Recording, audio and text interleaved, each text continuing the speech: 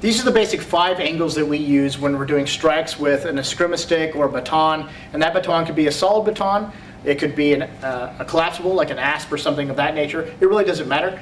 You're going to get from the bottom grip, and this is going to vary a little bit depending on the length of the actual weapon that you're using, and this is called an impact weapon by definition. And depending on the style you're studying, you may be working with somebody who has a different numbering system and perhaps a different striking target acquisition as a part of that numbering system. Each style and system is going to have their sort of own way of applying it.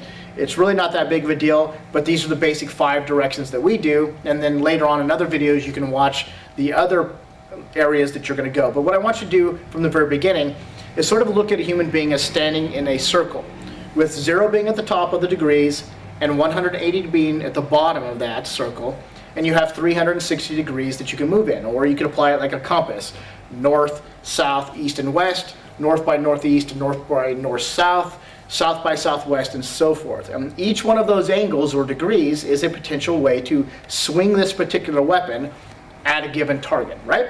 So number 1 is a diagonal shot that comes from the top down, so from my right hand side all the way down to my left, and it falls through in a diagonal path. Okay, number 1. Come around to the other side, number 1. So if you're mirroring me, that's fairly straightforward. Number 2 is a backhand strike. It comes down diagonally from my left, anatomically, to my right. Okay, so if 1 comes from my right to my left, I come back the opposite direction. This is a forehand strike, number 1, and a backhand strike, number 2. Again, from the back side. Number 1 is forehand, number 2 is backhand. Forehand, backhand, 1 and 2. Number 3 and number 4 are horizontal in nature, and they come across using the elbows as potential targets.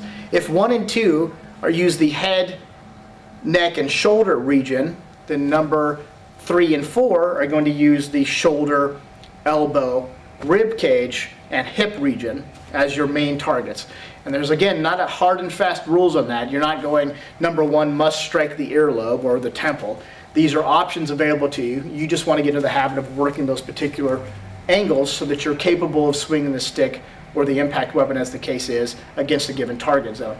Okay, so 3 and 4 is here and here. To the opposite side, number 3 and number 4. Forehand, backhand. Forehand, backhand, number 3, number 4. Again, 1 through 4. 1, 2, 3, 4, with 5 being a shot through the circle. So all of these shots so far have been in the diagonal range. We also have, of course, vertical shots you'll see in other videos. But this is really punching through the circle. It's punching through the center of the human, right? We're taking a human being and we're intersecting them into parts, or calling them planes. If you look up anatomy, you'll see that these are broken into things like the sagittal plane and so forth and so on.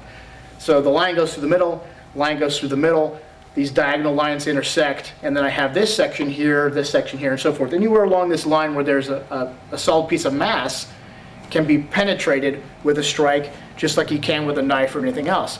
And that number 5 is a shot to the solar plexus.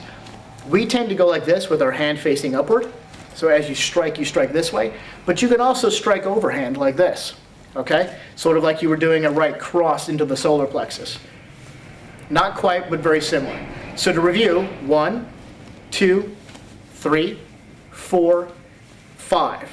Very simple. Those are the first 5 that you're going to learn. Go ahead and practice them over and over again. Think about your footwork. Think about the way you're swinging. Make sure your hand's roughly about a hand up from the bottom, and you start out in a ready position. And that ready position, again, can vary by style, but that's roughly how we do it.